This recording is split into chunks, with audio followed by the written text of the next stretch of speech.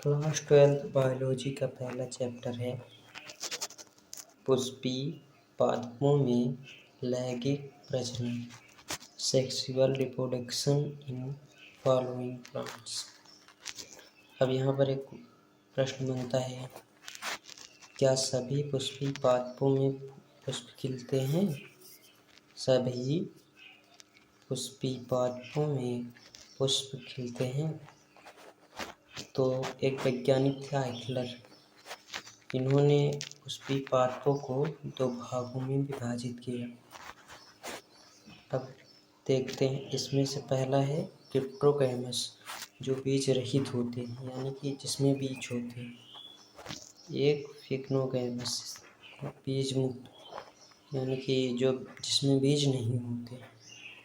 जो क्रिप्टोगैमस था, ये 3 प्रकार के होते हैं: थैलोफाइटा, ब्रायोफाइटा, टेराइडोफाइटा। और फिक्नोगैमस में आता है जिम्नोस्पर्म, एंजियोस्पर्म। जिम्नोस्पर्म यानी कि अनावृत बीजी, एंजियोस्पर्म यानी कि आवृत बीजी। अब जो आवृत बीजी पौधे होते हैं, उसी में पुष्प खिलता है। देखिए यहाँ पर हम इसका आंसर देखेंगे। पुष्प का निर्माण एंजियोस्पर्म यानी कि आवृत बीजियों में होता है। अब यहाँ पर हम देखेंगे लैंगिक प्रजनन क्या है। सेक्सुअल रिप्रोडक्शन, ऐसा जनन जिसमें 2 जनक होते, लैंगिक प्रजनन कहलाता है। दो जनन यानी कि एक नर और एक मादा।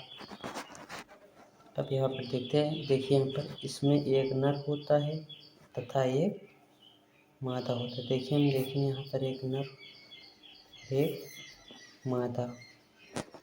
नर के अंदर युग्मक का निर्माण होता है। जो नर होता है उसमें युग्मक का निर्माण होता है, युग्म जनन का निर्माण होता है। विभिन्नताएं भी आती हैं, इसमें कई प्रकार के अनेक प्रकार की विभिन्नताएं भी आती हैं। अब यहाँ पर हम एक नोट पॉइंट देखेंगे पुष्प की संरचना के बारे में। पुष्प की संरचना पूरी तरह से जानने की कोशिश करेंगे। अब इसमें आता है पुष्प की संरचना का अध्ययन करना, एंथियोलॉजी कहलाता है। जिसमें हम पुष्प की संरचना का अध्ययन करते हैं, उसे बायोलॉजिकल भाषा में एंथियोलॉजी कहते हैं। पुष्प की खेती करना, इसको क्या कहते हैं? इसको कहते हैं फ्लोरिकल्चर। फ्लोरिकल्चर बायोलॉजिकल भाषा में। पुष्प का निर्माण क्या है? पुष्प एक रूपांतरित प्रारूप है। सिंपल भाषा में अगर पूछता है पुष्प क्या है, यह क्वेश्चन आ जाए एग्जाम में कि पुष्प क्या है, तो हम लिखेंगे पुष्प एक रूपांतरित प्रारूप है। देखिए हम एक पौधे देखेंगे, ये है हमारा एक पौधा। इसमें ये सबसे ऊपर वाला भाग ये जो होता है, ये इसको क्या कहेंगे? पुष्पासन। इसके नीचे वाला ये जो एक डंठला जैसे खड़ा होता है, ये इसको क्या बोलते हैं? पुष्प वृंत। और जिसमें ये डंठला लगा रहता है उसको क्या बोलते हैं? पुष्पी कलिका। और जहाँ से ये पुष्पी कलिका जुड़ा होता है, ये इसको हम बोलते हैं शाखा। यहाँ पर ये जो आया रहता है, ये इसको शाखा बोला जाता है। और जिसमें ये शाखा जुड़ा होता है, ये संपूर्ण भाग जिसमें जुड़ा होता है, इसको तना बोलते हैं। और पूरा पौधा यानी कि जिसमें तना, शाखा, पुष्पिका, पुष्पवृंत, पुष्पासन आदि सब निर्भर होता है, उसको हम क्या बोलते हैं? जड़। ओके, यहाँ पर हम एक पुष्प देखेंगे, पुष्प किस प्रकार के होता है। पहले इसकी थ्योरी जान लेते हैं। देखिए यहाँ पर लिखा है, चित्र में एक तना है। अब इसको हम नहीं देखेंगे, चित्र में ये हम आपको बताने के लिए लिखे हैं। देखिए यहाँ से ये तना है, तने में एक शाखा निकली हुई है। शाखा पर एक पुष्पीय कलिका होती है। इस पुष्पीय कलिका में हार्मोन्स वृद्धि के कारण एक डंडीनुमा संरचना निकलती है जिसे पुष्पवृंत कहते हैं। इस पतली डंडी पुष्पवृंत का ऊपरी भाग फूल जाता है। इसे फूले हुए भाग को पुष्पासन कहते हैं। ध्यान दीजिएगा, इस फूले हुए भाग को पुष्पासन कहते हैं। नोट पॉइंट है। इसी पुष्पासन में पुष्प का निर्माण होता है।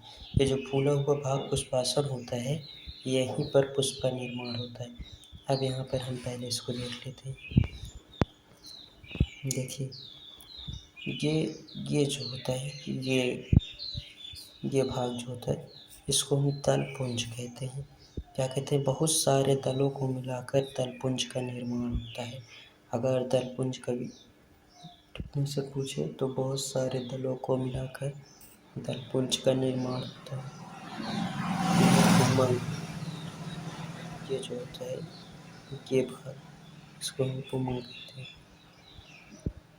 और ये जो बीच वाला है, इसको जायांग बोलते हैं। और ये जो ग्रीन कलर है, हरा हरा, जो पत्ती नुमा संरचना होती है, इसको बाह्य दलपुंज कहते हैं।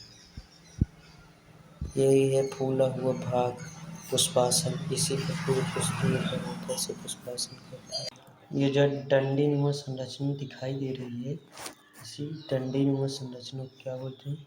पुष्पवृंत। पुष्प 4 प्रकार के होते हैं: पुमंग, जायांग, बाह्य दलपुंज और चौथा है दलपुंज।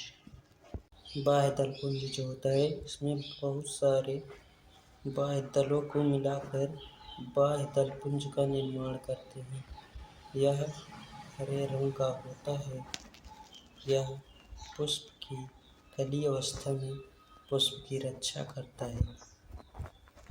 अब दलपुंज जो होता है, उसमें बहुत सारे पेट्रेट मिलकर दलपुंज का निर्माण करते हैं।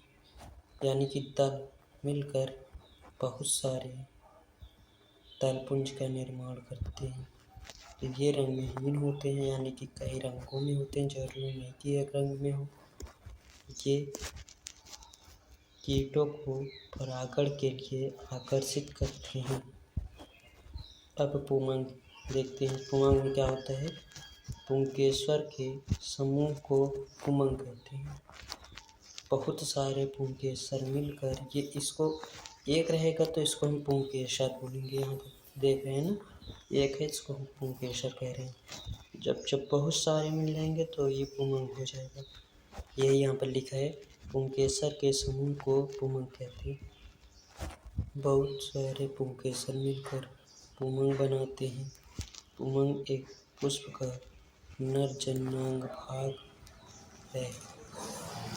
अब जायांग, यह मादा जन्नांग भाग होता है।